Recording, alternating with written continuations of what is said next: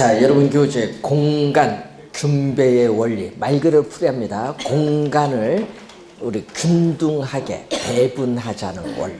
공간을 균등하게 배분하자는 원리입니다. 그래서 여러분 경쟁하고 있는 점포들 간의 이 상권의 공간을 균등하게 배분하자는 원리인데, 이 공간 균배의 원리에 따라 그 밑에 보시면은 점포의 소재 위치에 따른 분류 점포 4가지가 나와요.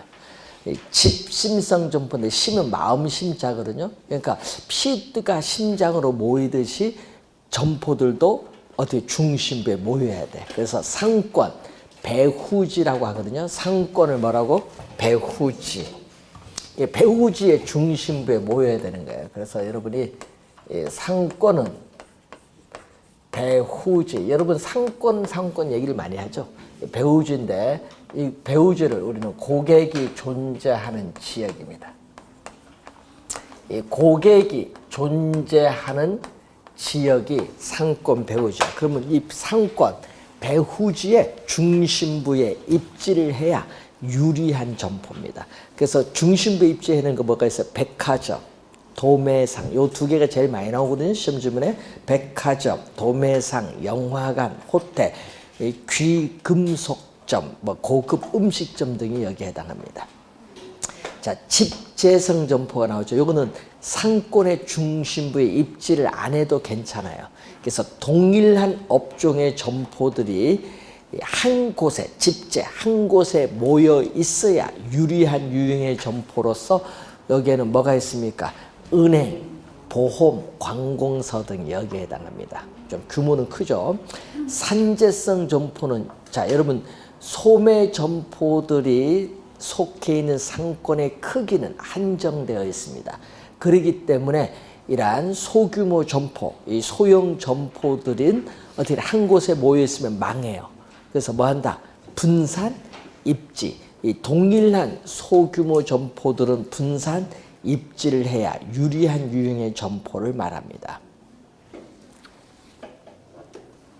산재성 점포. 자, 뭐가 있어요? 미용실, 세탁소, 잡화점, 어물점, 뭐 이런 점포들 여기에 해당합니다. 자, 그리고 집재성 점포보다는 규모는 좀 작아요. 동일한 업종의 점포들이 국부적 중심지에 입지를 해야 유리한 점포인데, 여러분 우리 전신마취, 국부마취가 있듯이 국부는 일부분이야. 어떤 지역이에요? 대표적으로 뭐 여러분 철물점 이런 거, 그리고 농기구상, 비료상, 종묘상 점, 뭐 또 어구점이라든지 이런 점포들이 여기에 해당합니다. 자, 그리고 상품의 여러분 구매 습관, 여러분 구매 습관에 따른 분류가 3가지 있어요. 편의품점, 선매품점, 전무품점. 여러분 편의품점은 여러분이 많이 들어봤죠? 여기 보면 많잖아요. GS25C 뭐 이런 거 편의품점입니다. 그 편의품점을 우리는 컨비니언스 스토어에서 CVS라고 하는데, 그래서 여러분이 우리가 CU도 있죠. 우리가 여기 앞에 편의점 보면 CU 편의점도 있어요. CU 그거 한번 보면요. 간판 보시면은 CU가 뭐냐? 당신을 위한 편의점의 약자입니다. 당신을 위한 편의점의 약자. 예? 그래서 여러분이 CU가 뭔지 아세요 이제? 예? 이제 공부하면서 그런 것도 이제 좀 간판 영주시고 한번 보세요. 편의품점. 근데 편의품점 가보면 가격이 비싼 건 없어요. 보통 반복적으로 구매가 이루어지죠. 구매 빈도가 높은 상품들. 가격은 보통 10,000원 이내의 제품들이 많고요. 의사결정도 신속을 해요. 그리고 여러분 주택에서 도보로 보통 10분에서 20분 사이의 거리는 점포들이 여기에 해당합니다. 그리고 2번째가 선매품점인데, 이것은 고객의 취미나 기호 등과 관련이 있어요. 그래서 고객이 상품의 가격, 품질, 디자인, 색상, 포장 등 여러 점포들과 상호 비교를 해요. 비교를 해서 구매를 하는 상품을 판매하는 점포가 선매품점이에요. 대표적으로 여성 의류 같은 게 여기에 해당하죠. 가격도 좀 비싸고 고민도 좀 많이 하고. 자, 그리고 전문 품점은 고객이 특수한 매력을 찾기 위해서 노력을 아끼지 않는 상품이에요. 광고가 이미 되어 있는 우리가 상품 등이 여기에 해당하는데, 고급 양복을 판매하는 점포 또는 고급 시계 등을 판매하는 점포 등이 여기에 해당합니다. 그러니까 여러분, 우리 명품 같은 거 있죠? 명품도 다 어디 속하는 거예요? 전문 품점에 속해요. 명품. 자, 여러분도 우리 명품은 뭐야? 좀 명품 하면은 가격이 비싸다는 걸 딱 이제 우리는 이제 드는 게 그거잖아요. 명품 하면은. 그 왜 명품인데, 명품 하면은 뭐 수량이 적어야 되는데 그렇지는 않은 것 같고, 가격이 좀 비싸요. 특히 우리나라에서 판매하는 명품 가격이요, 다른 국가에서 판매하는 것보다 비싸요. 그래서 여러분들이 요즘 많이 하는 게 면세점에서 많이 산다든지 뭐 해외 직구를 통해서 많이 사시더라고요, 보니까. 근데 명품을 사실 때는 항상 품질 보증서 받으셔야 됩니다. 품질 보증서 받는 이유가 있어요. 왜? 하도 가짜가 많아서. 그래서 명품을 살 때는 항상 번호가 있어요. 상품 번호가 있는데, 그걸 여러분이 휴대폰 갖고 그 회사 들어가서 번호 누르면은 자기 회사에서 생산된 제품이지 아닌지 바로 나와요. 가짜가 많다는 겁니다. 그래서 관세청에서 그런 얘기를 많이 하대요. 우리나라에서 수입된 건 얼마 안 되는데 판매 매출액은 엄청 많다고. 그럼 이거 뭐야? 밀수한 거 아니면은 가짜겠지. 그렇죠? 너무 많다는 거예요. 자, 그래서 여러분이 명품 하면은 요즘 또 아울렛도 있더라고요. 여주 가니까 명품 아울렛. 네, 그건 내가 보기에는 좀 그런 것 같아요. 어떻게 명품을 아울렛에서 파는지, 비싼 상품인데. 자, 그래서 여러분도 나중에 명품을 하나 딱 구매하시면 돼요. 제일 좋은 게 뭐냐? 선글라스. 네, 선글라스 명품, 그건 좋잖아요. 네, 어디 갔을 때 좋죠. 자, 우선은 그 내용인데, 그럼 시험 문제는요, 점포까지 봤으니까 이제 상권을 분석을 해야 되는데, 여러분이 공인중개사가 되면요, 상권 분석을 좀 할 줄 아셔야 되죠. 왜? 상가, 점포를 어떻게 거래하기 위해서는. 그러면 상권 분석 못하겠다, 그러면 맡기면 돼요. 예? 누구한테 맡기면 돼? 예? 카드 회사에 맡기면 돼요. 예? 카드 회사 맡기면 빅데이터로 여러분이 주변에 어떻게 돼요? 동종의 업종의 매출액이라든지 고객 유형 다 분석돼서 나와. 요즘 다 카드 끊으니까. 예? 그래서 그렇게 분석해도 돼요. 자, 이 상권인데 배후지, 고객이 존재하는데, 문제는 상권의 범위는 고정된 것이 아니에요. 예를 전철 노선이 연장되면 상권의 범위도 우리가 확장이 돼요. 그래서 상권의 범위는 뭐죠? 유동적이야. 고정된 것이 아니라 유동적, 가변적이라는 거. 그래서 상권은 유동적, 가변적이야. 그럼 상권하면 점포가 있죠. 상업용 점포.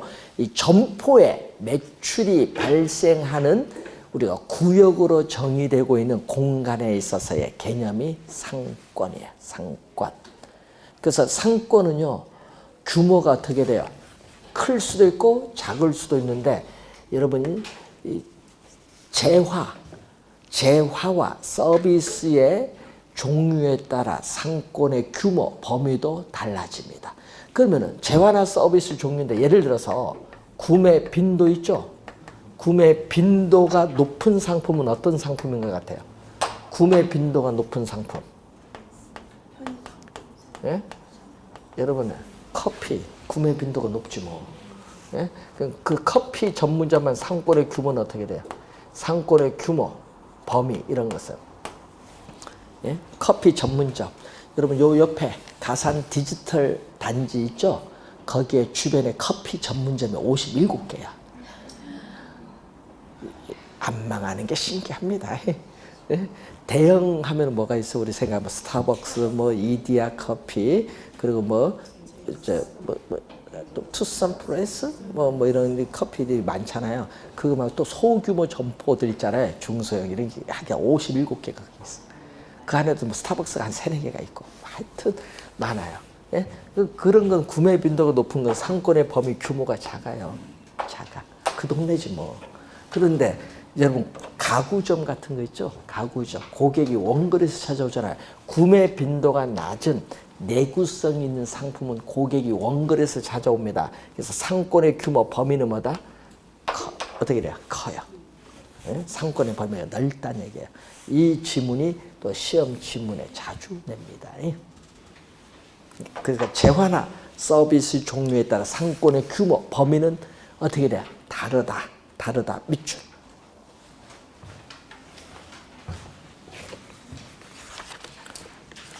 상권에 보면은 우선 나옵니다.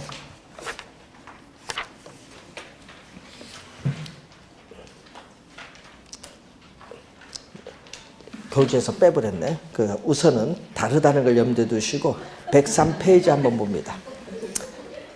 맨 밑에 상권을 획정하는 기법이 있어요. 3가지가 있습니다. 자, 공간 독점법이라는 게 있죠. 자, 공간 독점법은 일정한 지역의 공간을 독점하는 확정 상권의 형태, 확정된 상권입니다. 자, 예를 들어서 여러분 이런 거거든요. 옛날에 보면요. 거리에 제한을 두는 업종이나 면허가 필요한 업종이 여기에 해당하는데 대표적으로 과거에 주유소 거리 제한 있었습니다. 지금은 뭐예요? 주유소 거리 제한 철폐했죠. 옛날에는 있었습니다.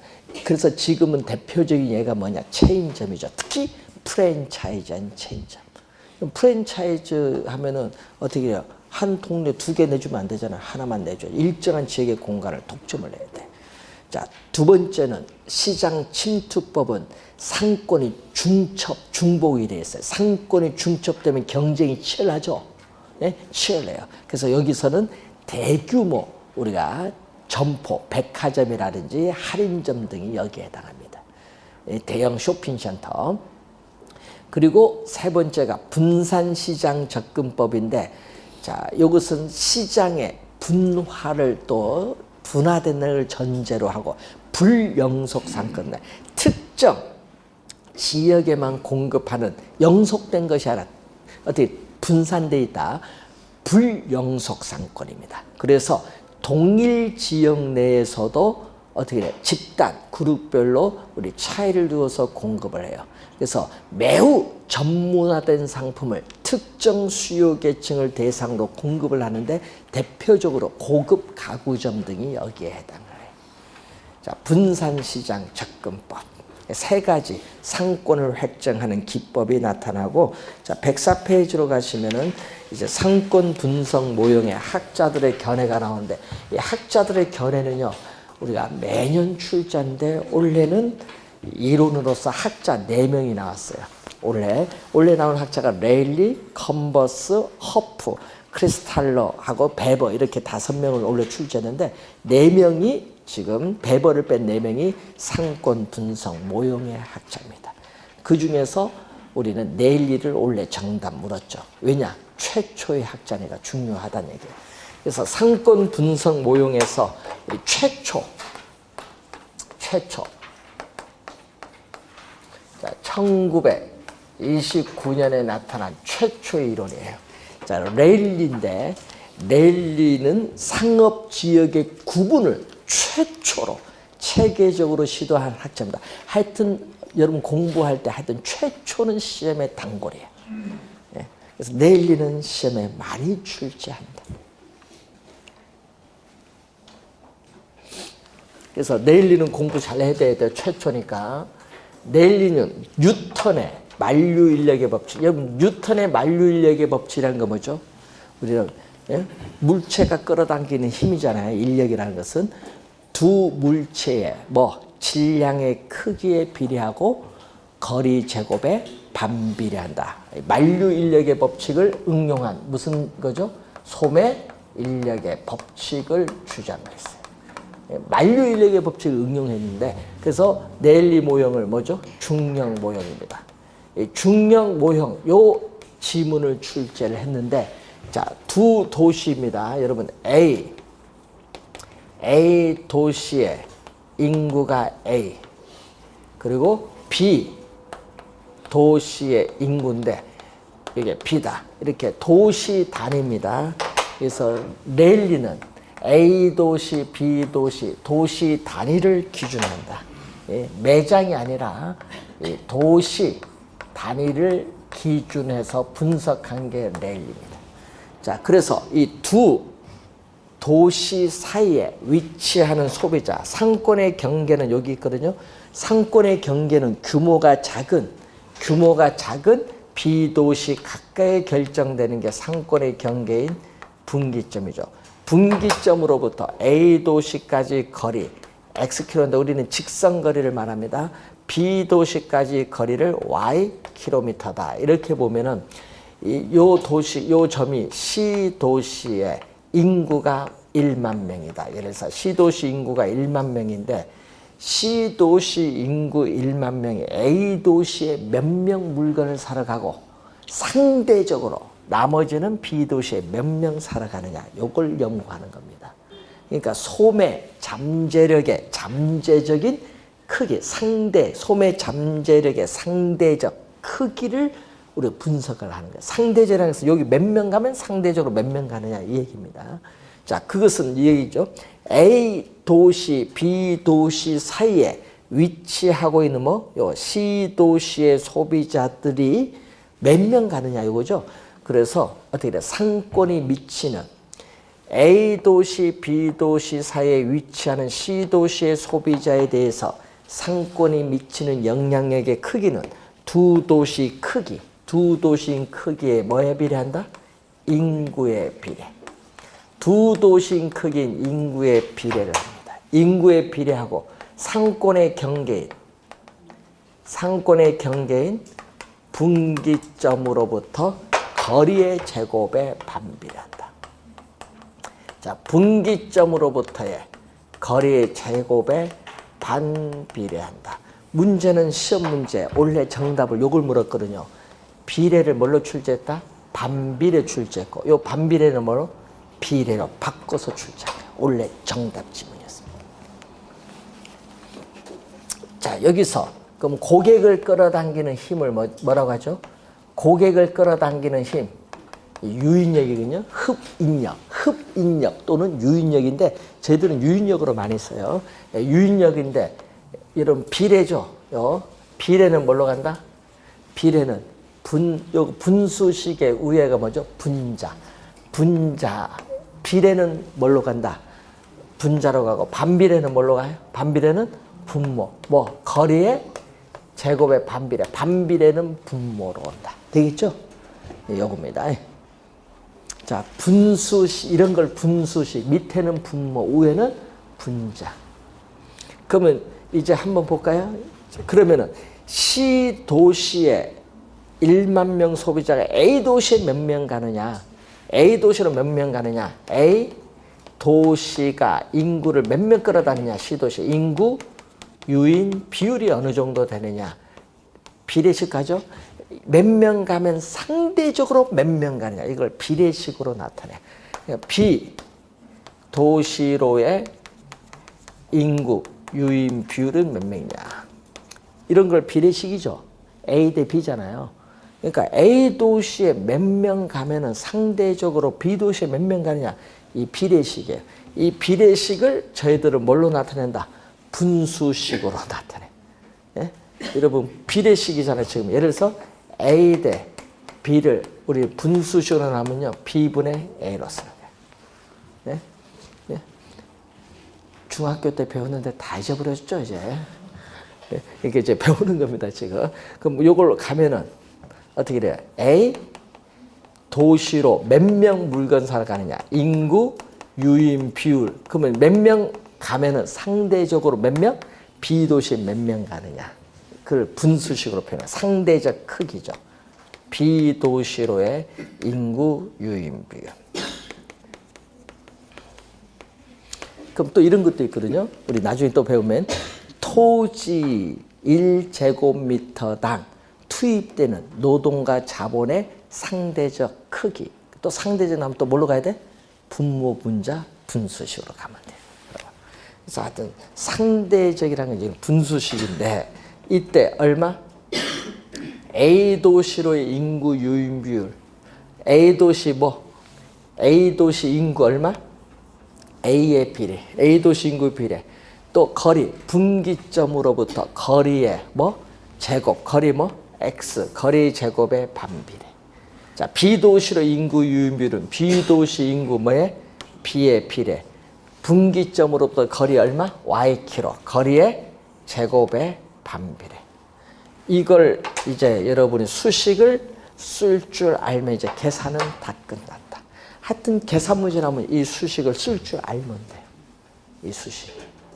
그 다음에 계산하면 돼요. 그런데 써놓고 계산 못 하신 분도 많아요. 왜냐? 요걸 계산 못 하는 거지. 탄력성에서 배운 건데, 요거 이제 배우는 거, 요것을 우리는 또 여러분이 중학교 2학년 때 배우는 거예요. 내항의 곱. 내항의 곱은 분모로 가. B 곱하기 X제곱. 내항의 곱은 분모로 가고, 요거죠. 외항, 밖에 외항의 곱은 분자. A 곱하기 Y제곱은 분자로 가. 자, 이제 계산하는 방법. 요 두 개 곱한, 내항의 곱 두 개 곱한 건 뭘로? 분모로. 밖에 외항의 곱, 밖에 두 개 곱한 건 뭘로?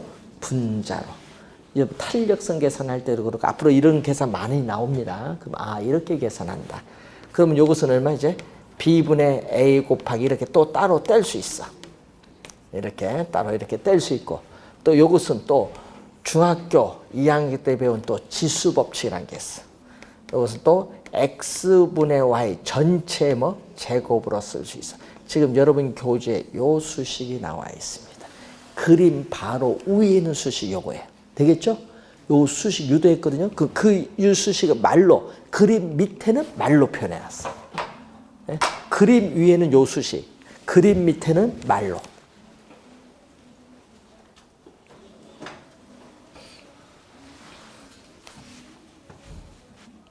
원리입니다, 원리. 예.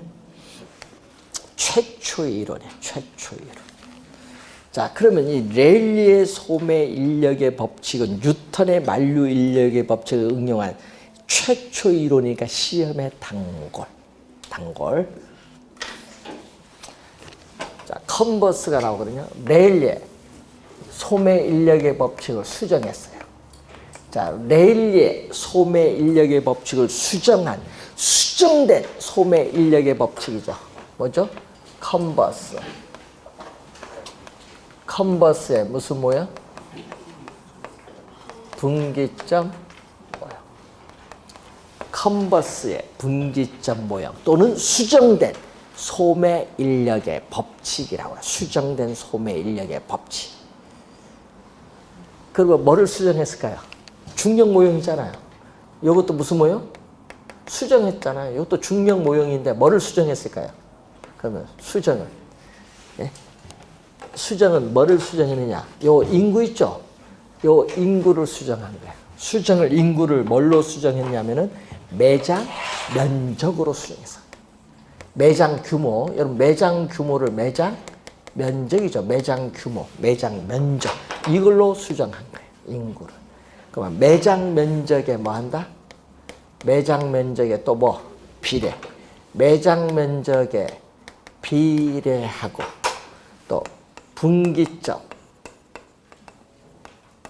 분기점으로부터 또 뭐에? 거리에 제곱에. 그럼 하여튼 거리 제곱에는 뭐다? 반비례.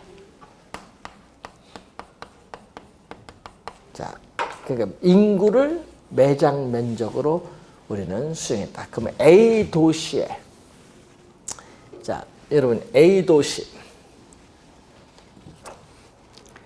A 쇼핑센터가 있어요. 자, 여러분 A 도시에 A라는 쇼핑센터가 있는데 매장 면적은 1000제곱미터다.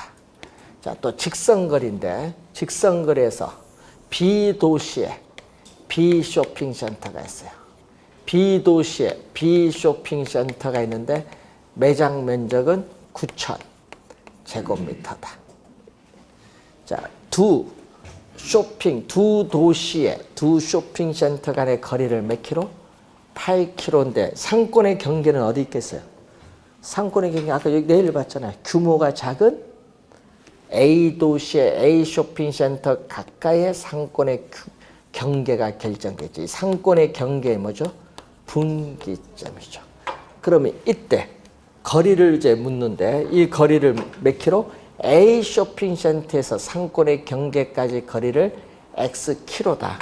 그러면 요 거리는 몇 킬로? 8킬로에서 뭐를 빼면 돼? X를 빼면 되겠지.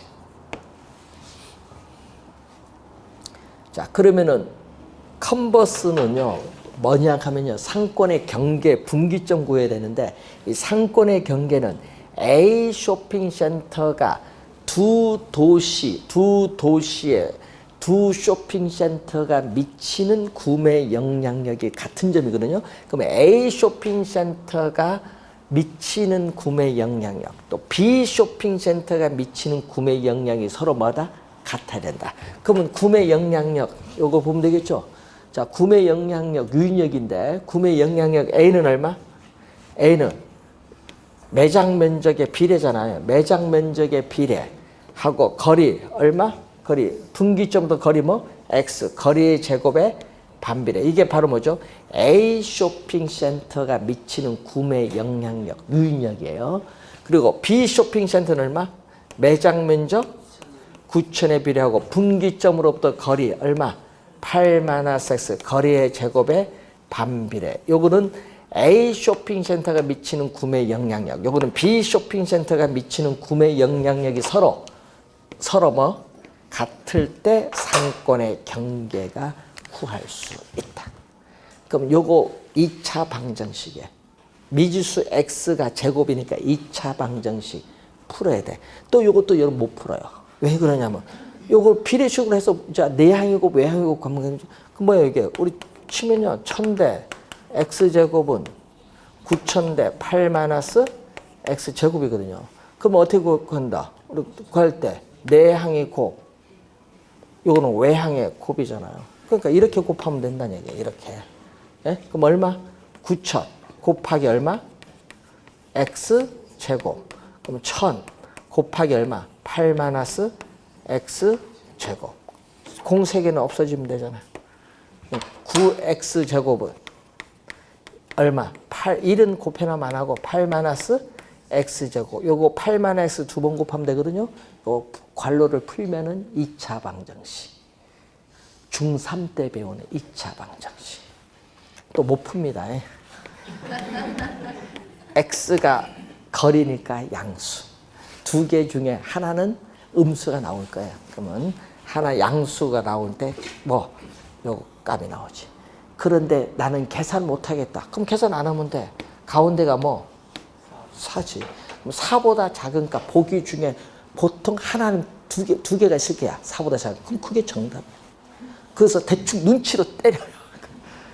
아니 5개 중에 2개 찾아서 그 때려야지 뭐 어떡해. 이런 것도 못 찾으면 안 되지. 반이 3대 4보다는 작네? 이 정도는 좀 찾을 줄 알아야지. 뭐. 계산 못해도.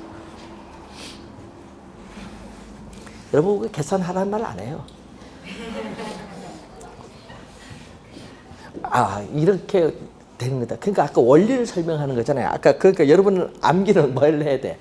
A 쇼핑센터가 미치는 구매 영향력, B 쇼핑센터가 미치는 구매 영향이 서로 뭐 한 점?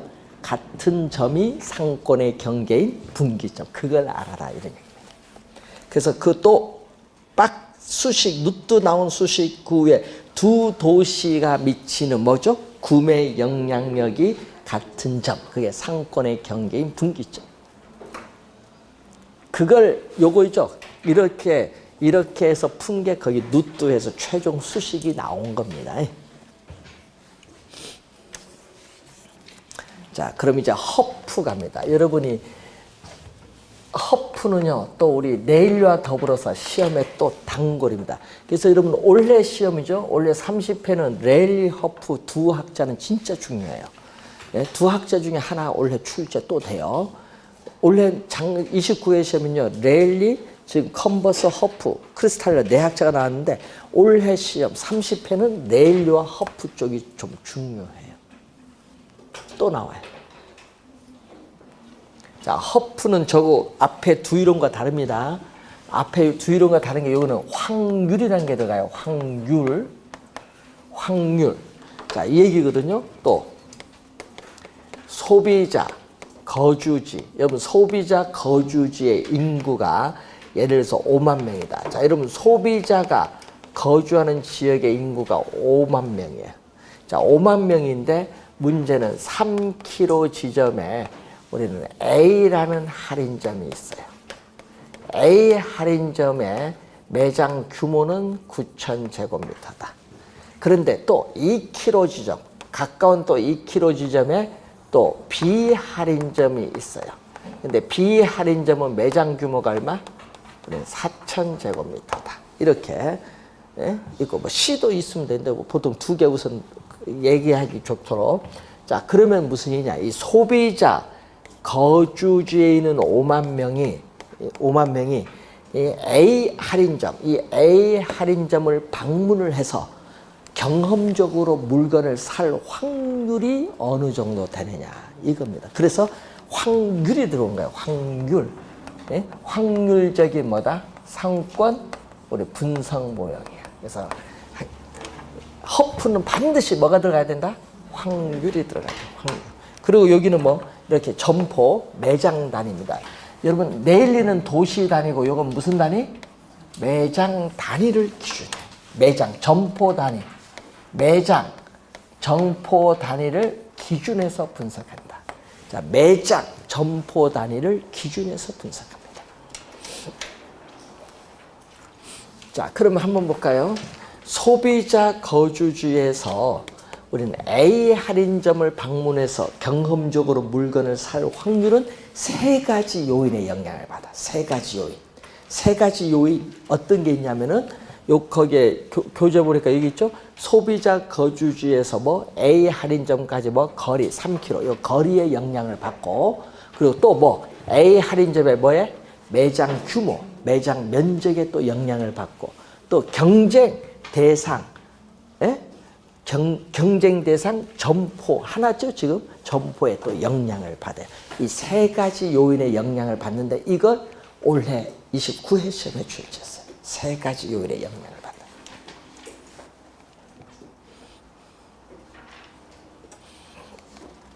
자, 3가지 요인의 영향을 받는 걸 출제를 했는데 자, 여러분 공간, 거리, 마찰계수라는 용어가 있거든요. 자, 이 공간, 거리, 마찰계수는요.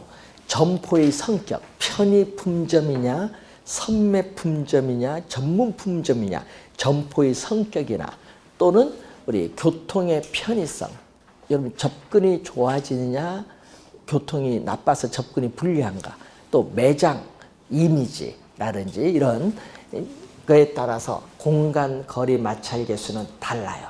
그러니까 다르다는 건 0일 수도 있고 1일 수도 있고 2일 수도 있고 3일 수도 있고 4일 수도 있고 5일 수도 있고 숫자가 달라요. 그런데 우리는 뭐라고 가정한다? 2라고 가정을 해요.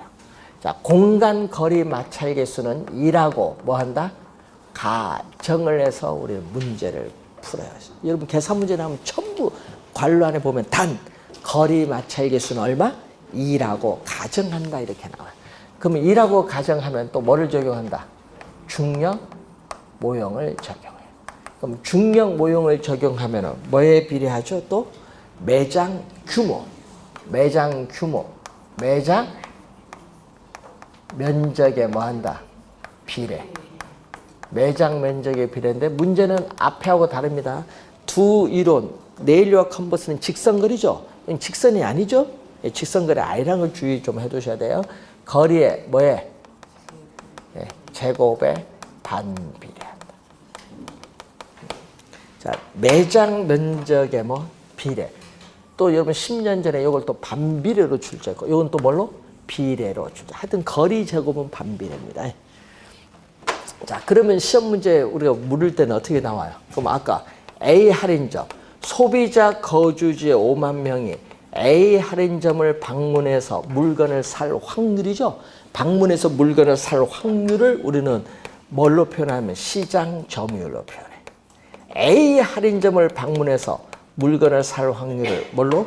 시장 점유율. 그럼 시장 점유율을 구할 때는 분모는 뭐다? 전체야. 분모는 전체에서 A 할인점 차지하는 게 몇 프로냐 이거지. 그럼 전체니까 지금 두 개밖에 없잖아요. 그럼 A 할인점의 유인력, B 할인점의 유인력 두 개를 더해주면 돼. 그럼 A 할인점의 유인력은 얼마? A 할인점의 유인력은 매장 면적 9,000에 비례하고 거리의 제곱에 반비례. B 할인점의 유인력은 4,000 매장 면적에 비례하고 거리의 제곱에 반비례. 두 개 더해주면은 어디 A 할인점, B 할인점 유인력의 합계 전체야. 이 전체에서 뭐가 차지한다? A 할인점이니까 A 할인점의 유인력 9,000에 비례 거리 제곱에 반비례. 요거 계산하는 거예요. 곱하기 뭐? 퍼센티잖아요. 퍼센티지. 율은 퍼센티지니까 곱하기 100 하면은 몇 퍼센티지가 나온다. 이런 얘기입니다. 되겠죠? 네? 이 A 할인점을 방문해서 물건을 살 확률은 시장 점유율로 표현하는데 분모는 뭐죠? 분모는 전체, 분자는 구하고자 하는 점포 들어가면 돼. 되겠죠? 전체니까 두 개 나오면 두 개 들어오면 하나 더 들어오는데 C가 있으면 또 하나 플러스 또 C 해주면 되죠? 세 개 나오면 네 개 나오면 또 하나 또 더해주면 돼요. 분모. 하여튼 분모는 뭐다? 전체. 분자는 구하고자 하는 점포. 그러니까 분모는 전체니까 각 점포의 유인력을 전부 다 뭐 해줘? 더해준다. 각 점포의 유인력을 다 더해준 게 분모 전체에서 구하고자 하는 점포. 여러분 2년 전에는 점포 3개 냈어요. A, B, C까지 냈어요. 2년 전에. 이제 시험 문제는 이제 점포 2개가 아니라 이제 3개까지도 이제 낸다는 거. 자, 그러면 한번 또 물어볼까요? 여러분이 이런 건 뭐 암기하지 마시고 상식으로 생각해야 돼요. 자, 4km 거리에 어떻게 돼요? C 할인점이 들어선다. 얼마? 매장 규모 대형인 이게 들어선다. 그러면은 어떻게 돼요? 두 점포가 있다가 C 점포가 들어서면은 두 점포의 고객이 일정 부분 누구? C 할인점에 뺏기겠죠? 아니 거주지 요건 정해져 있는데 문제는 여기 갔던 소비자가 일정 부분 여기 뺏기지. 그러니까 여기서 뺏긴 것만큼 여기가 고객이 늘어나는 거예요. 그걸 뭐라고 해서 뺏긴 것만큼 늘어나요. 즉 이걸 제로 썸 게임이라고 해요. 그래서 허프 모형 무슨 게임? 제로 썸 게임이라고 해요. 제로 썸 게임. 뺏긴 것만큼 다른 점포는 늘어난다.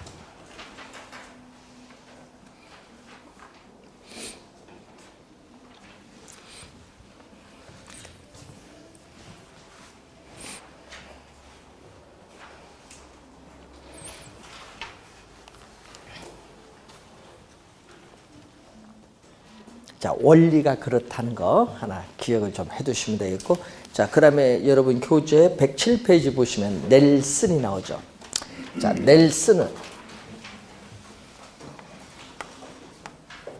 넬슨은 소매 입지론이죠. 점포의 경영 주체가 어느 장소, 지점에 점포를 입지를 시켜야 그 점포로부터 최대 매상고, 매출고를 올릴 수 있느냐. 점포 입지하는 원칙 8가지를 제시해. 그 여러분 교재 8가지가 나오거든요. 그 8가지 중에서 넬슨은 뭐를 중요시 여긴다? 넬슨은 양립성을 강조한다. 넬슨은 뭐를 강조한다? 양립성. 양립성이라는 것은요, 서로 보완관계, 이런 보완관계입니다. 서로 보완관계에 있는 인접 점포들 간에 고객을 서로 주고받아요. 그래서 매출액이 올리는 현상이야. 자, 요즘 병원 건물 옆에는 뭐가 있어야 돼요? 약국. 이게 보완관계입니다. 네? 그 얘기죠. 자, 요즘 건물에 보면요, 한 건물에 뭐가 있어요? 치과, 내과, 이비인후과 이렇게 있죠? 이런 게 보완관계예요. 네? 그래서 점포 여러분 거래를 할 때 그런 걸 잘 해야 돼. 그러면 여러분 이 점포에 커피 전문점이 하나 1층에 들어왔어요. 그러면 2층에 커피 전문점 내주면 돼요? 안 돼요? 안 되는 거예요. 그 보완관계는 뭐를 내줘야 돼? 피자집 내주든지. 네, 이런 걸 내줘야 돼. 보완관계는.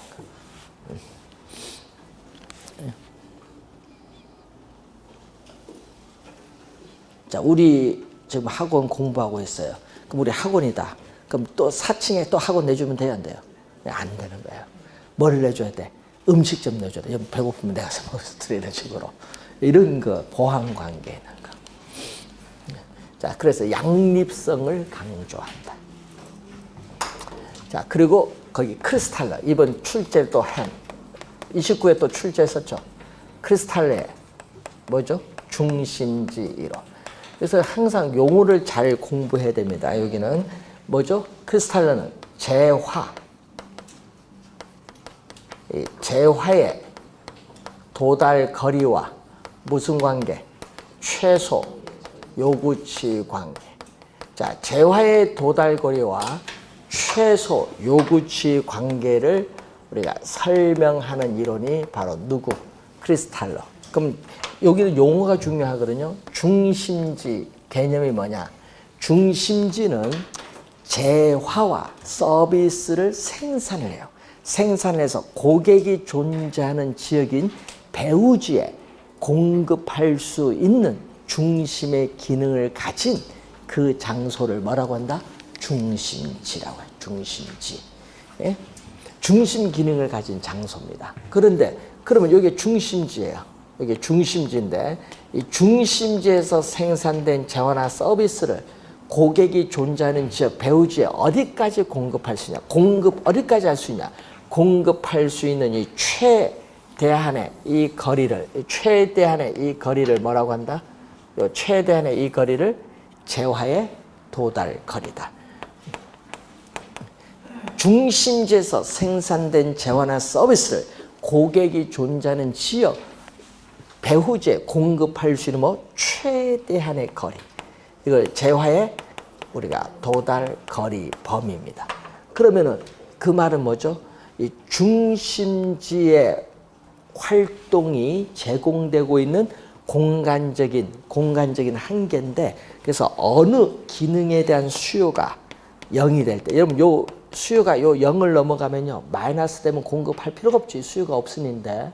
그러니까 수요는 여기 플러스니까 공급 당연히 되고, 수요가 뭐가 될 때까지 0이 되는 이 지점까지의 거리를 우리는 뭐라고 한다? 재화의 도달 거리입니다. 자, 그러면은 또 최소 요구치는 이 중심지에 있는 점포가 도산을 하지 않고 살아남기 위해서는 매출액이 최소 얼마 이상은 돼야 돼. 자, 여러분 요즘 자영업자들이 막 얘기를 많이 하는데, 우리 자영업자들이 제일 먼저 차리는 1순위가 뭔지 아세요? 1순위 치킨집, 2순위 커피 전문점, 3순위 편의점, 3대. 자, 그래서 이제 보면요, 그 치킨집 하잖아요. 예? 자영업 소규모 점포를 내는데, 예? 임대료 감안하고 이 부부 두 분이 이렇게 해서 감안을 해서 이렇게 했을 때 최소 하루에 몇 마리를 팔아야 어떻게 최소 유지가 되느냐? 그러면 하루에 몇 마리 팔아야 돼요? 30마리 팔아야 돼요. 30마리 팔. 쌤. 예? 더 팔면 이제 이득을 얻는 건데. 그런데 문제는 아까 했잖아요. 중심지에 있는 점포가 도산하지 않고 살아남기 위해서 최소한의 매출액을 올릴 수 있는 고객 수가 어느 범위까지가 되느냐. 최소 중심지의 기능을 유지하기 위한 최소한의 고객 수 또는 수요 수준을 나타내는 이 공간적인 이 범위를 뭐라고 하죠? 최소 요구치의 범위다. 최소 요구치의 범위를 나타내요. 그러면은 우리가 중심지가 성립하려면요, 이 최소 요구치 범위가 이 재화의 도달 거리 범위 이렇게 안에 있을 때 뭐가 성립한다? 중심지가 성립을 한다. 중심지의 성립 조건. 그래서 항상 크리스탈 이론은요, 중심지의 개념, 재화의 도달 거리 개념, 최소 요구치 개념을 잘 이해를 해 두셔야 됩니다. 중심지인데 여러분이 크리스탈러는요 다수의 중심지가 분포되었다고 가정해요. 자, 크리스탈러는요 다수의 중심지가 하나가 아니라 다수의 중심지가 분포되었다고 가정했을 때 우린 중심지에 있어서의 이 상권의 형태를 보게 되면은 이상적인 모형이, 여러분 거기 그림 보니까 무슨 모형이 나오죠? 정육각형이에요. 다수의 크리스탈로는요 다수의 중심지가 분포되어 있다고 전제를 하면서 이상적인 우린 상권의 형태는 뭐다? 정육각형이다. 정육각형이 되면은 중심지에서 생산된 재화나 서비스를 모든 지역에 빠짐없이 공급할 수 있다는 거예요. 정육각형, 그래서 그림이 거기에 나와 있습니다. 나와 있죠? 108페이지 밑에 나와 있습니다. 정육각형이다. 자, 중심성의 상대적 크기에 따라서 중심지를 크리스탈은 고차원 중심지, 중차원 중심지, 저차원 중심지로 보는데, 자, 고차원 중심지는 요 중심지의 기능이 먼 지역에까지 영향을 미치는 것. 대표적으로 백화점 같은 거. 그럼 여러분 롯데백화점 간의 간격은 가까워요, 멀어요? 멀죠? 수도 적어요. 고차원 중심지 수는 적고, 또 어떻게 돼? 간격, 거리는 멀고, 또 매장 면적 규모, 중심지 규모는 크고, 그 얘기예요. 근데 저차원 중심지는요, 중심지의 기능이 가까운 지역에 영향을 미쳐요. 편의점. 자, 여러분 편의점, GS 편의점 간의 간격, 거리. 밖에 보세요. 거리 가깝죠? 가까워요. 거리 가깝습니다. 거리 가까워요. 또 편의점 수, 백화점 수에 비하면 편의점 수 많습니다. 많다. 매장 규모 작죠. 그 상식으로 풀어야 돼, 상식. 예? 그러면은 중차원 중심지는 여러분 학교, 예? 학교의 뭐 일정 범위의 학교의 뭐 학군, 이런 것이 바로 중차원 중심지, 이렇게 보시면 되겠습니다. 자, 우선 중심성의 상대적 크기에 따라 우리는 중심지를 고차원 중심지, 중차원 중심지, 저차원 중심지로 나누고 있다. 이렇게 보시면 되겠고, 자, 여러분 교재 109페이지 애플범 교수가 나와요. 애플범 교수의 CST.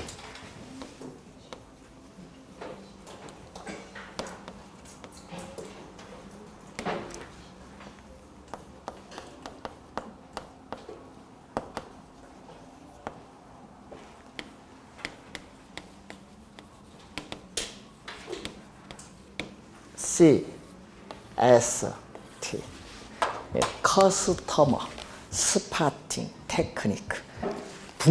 번역을 하면 커스터머 소비자, 스파팅 분포 기법, CST 소비자 분포 기법이라고 해요. 이것을 다른 말로 소비자 분포 기법 또는 고객 출발지 조사 기법이라고 돼요. CST. 여러분 시험 낼 때는 그냥 약어로 CST 이렇게 내버립니다. 시험 문제. 소비자 분포 기법 관로 안에 적어주면 좋은데 또 안 적어주는 경우도 있어요. 약어로 그대로 또 출제하기도 합니다. CST. 자, 여러분 우리가 이마트가 있어요. 자, 이마트 현재 영업 중인 시설인 이마트가 있는데, 이마트에 물건을 사기 위해서 고객이 찾아옵니다. 많이 오겠죠? 그 고객 중에 샘플링, 표본을 추출해요. 추출해서 인터뷰를 통해서 어디에서 오셨습니까? 지도상에 표시를 함으로써 상권의 범위를 획정하는 기법을 CST. 그래서 지리적 상권의 범위를 어떻게 돼? 실무적으로 획정을 하기 위한 기법이에요. 그러면 뭐를 알 수 있어요? 상권의 범위, 어디서 찾아오는 상권의 범위 규모 알 수 있고요. 또 카드 와서 끊어요, 여러분이. 끊으면은 한 달에 몇 번 오느냐, 1년에 어느 정도고 매출에 어느 정도 기여하느냐, 예? 고객의 특성을 파악할 수 있어요. 또 어느 지역에서 많이 온다, 어느 지역에서는 적게 온다. 그럼 경쟁 점포가 있나? 경쟁 점포의 경쟁의 정도도 알 수 있고, 또 그래서 광고 및 판매 촉진 전략 수립에도 기여할 수 있고, 또 고객이 감당을 못한다. 그럼 점포를 확장을 좀 해야겠다. 점포 확장 계획에 또 유용하게 활용할 수 있는 것이 바로 실무적으로 우리 구하는 CST. 유통업계에서 많이 활용하죠. 자, 그래서 6학자를 지금 배우셨는데 그 중에서 여러분은 뭐가 중요하다?